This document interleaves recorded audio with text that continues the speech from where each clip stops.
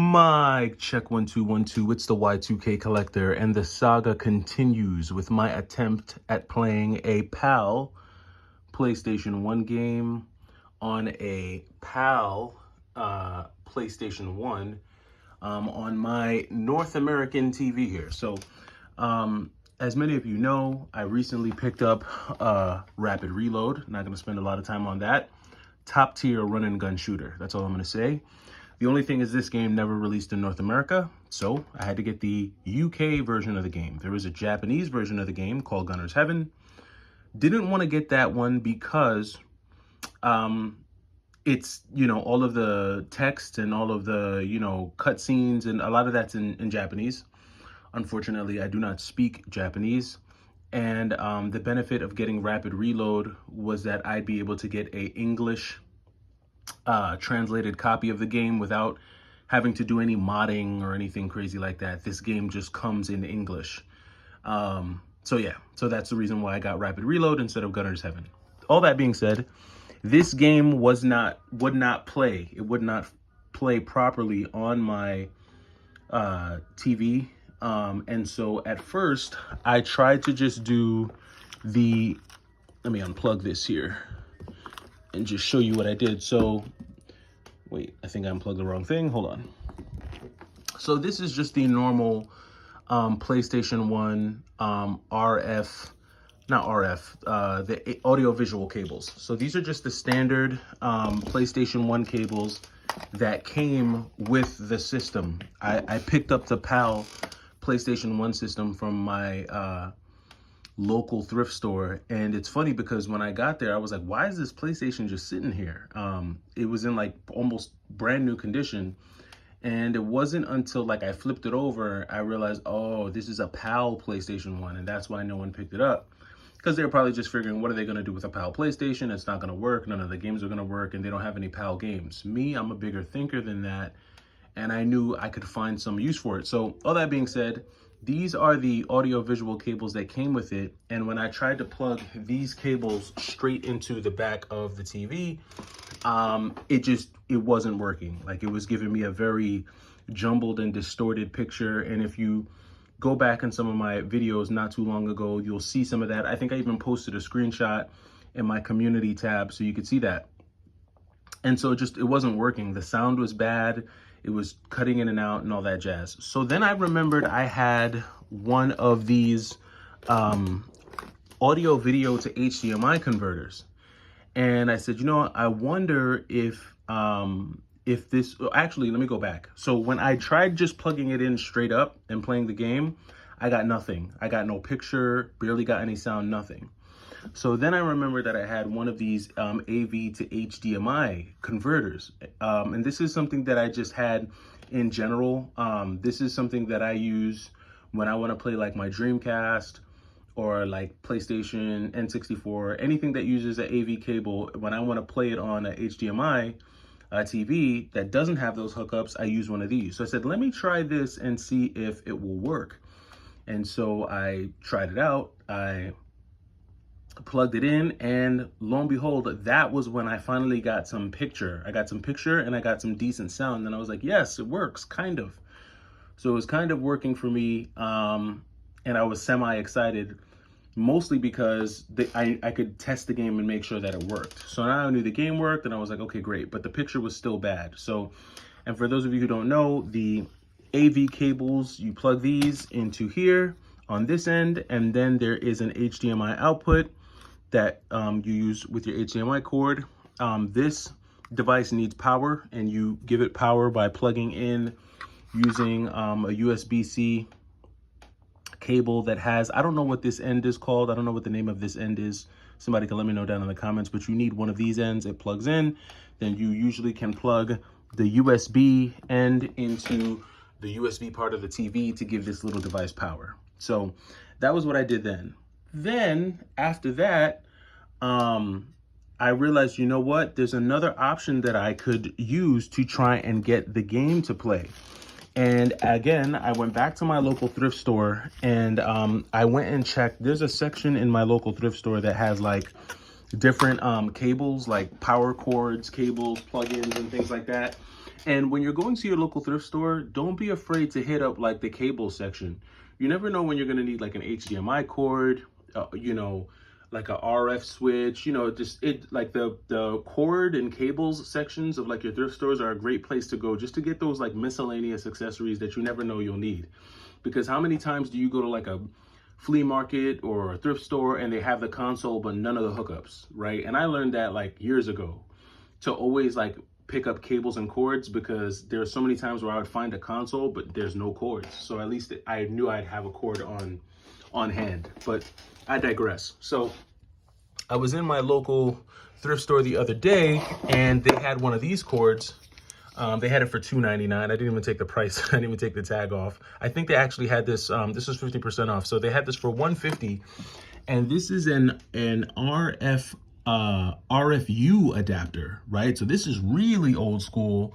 You know, it has the little cord with the cable with the pin connector on it, right?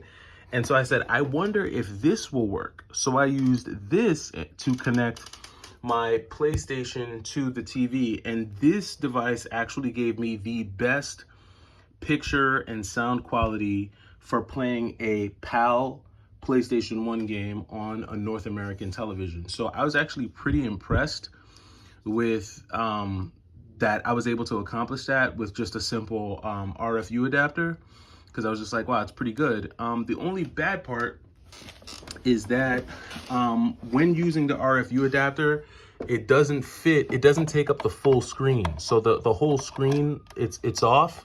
And I'm gonna show you real quick what I'm talking about. So here goes the screen here. Let me go ahead and just turn that. Let me go ahead and turn that on. I don't know if the game is in there. Turn the screen on. And I'll show you guys what I'm talking about. Let's see. All right, so we got some PlayStation action in here, right? Check it out, check it out. We'll give it a couple seconds.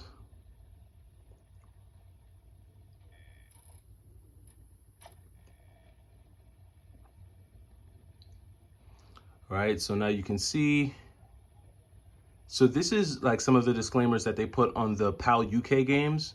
So you can see Sony Computer Entertainment Europe. So they got the Europe on there. And then you see how it's not fitting the full screen, so it's like off. So even though the RFU adapter is working, the whole screen is like not being taken up here. And then obviously because it's an RFU adapter, it's a little more grainy, but the sound is pretty good.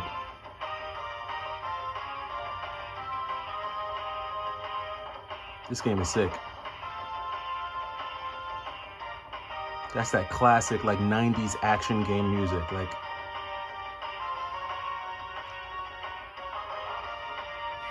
all right, so enough of that, right? So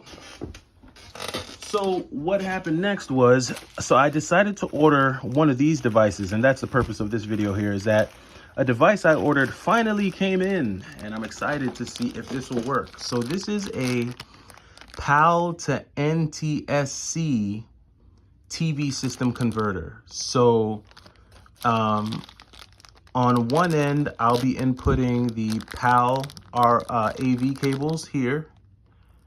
And then I think I'm supposed to have, so let's see, I think I need to get some other cables here. So I did pick up some other cables. Let's see. I knew there was a reason I picked up these cables. Yeah, so this is why I picked this one up, right? So what I'm gonna attempt to do here is I'm gonna attempt to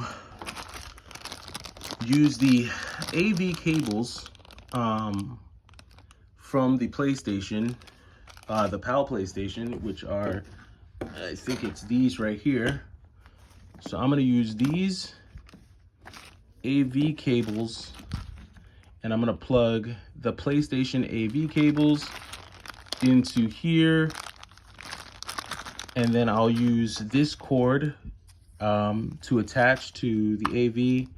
And then I guess these will plug into the TV screen. So I'm gonna pause, I'm gonna set all that up, and I'm gonna come right back. Okay, so I'm back, and we are back with the science project. So I'll give you the skinny on this whole setup. So Here you have the converter, the PAL to NTSC converter. You have the USB power connector. Now, it did come with a USB cord to give this device power.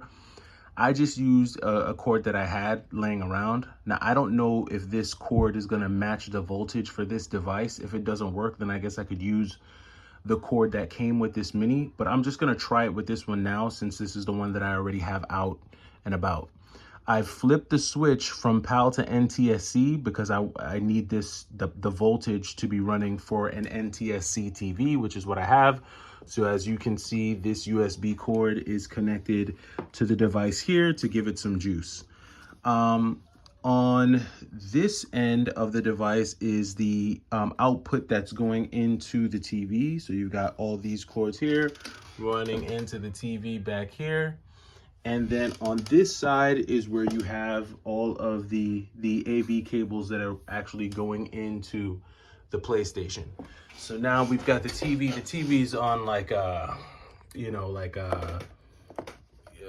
it just shut off, but I'm gonna turn it back on here, and I'm gonna put the input to audio video.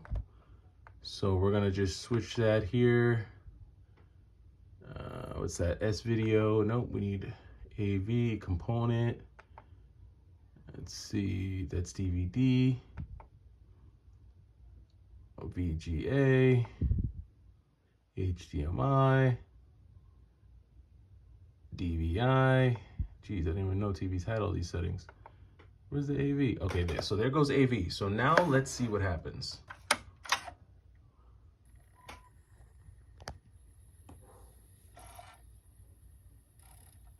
Absolutely nothing. Okay, so let me make sure I have everything plugged in right here, because I'm not getting anything. Let me make sure the USB is plugged all the way in. Okay, so I'm not getting anything. Maybe I don't have these plugged in all the way. Let me see. Nope, they're plugged in all the way.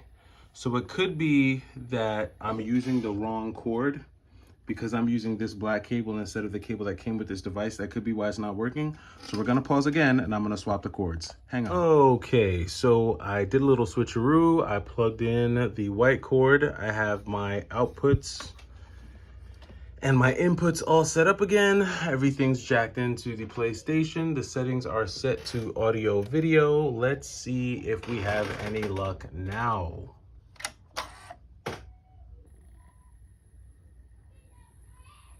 And absolute nothing burger. So I'm not getting anything on this, and I don't know if it's because of this device or what the deal is, but this is just not panning out for me.